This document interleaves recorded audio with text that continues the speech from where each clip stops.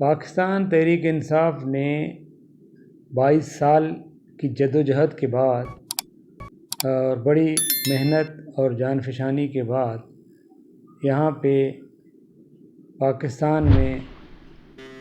حکومت بنانے میں کامیاب ہو گیا تھا، لیکن حکومتی معاملات میں سمجھتا ہوں کہ جو نااہل لوگوں کو وزارتیں دی گئیں، جو نااہل لوگوں کو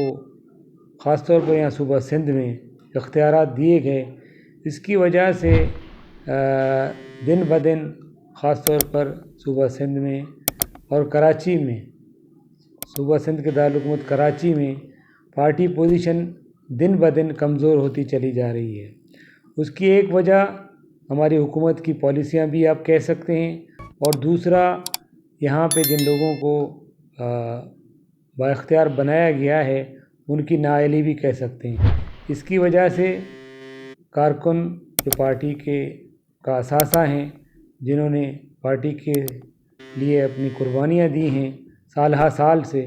وہ دن بدن میں سمجھتا ہوں مایوس ہوتے چلے جا رہے ہیں۔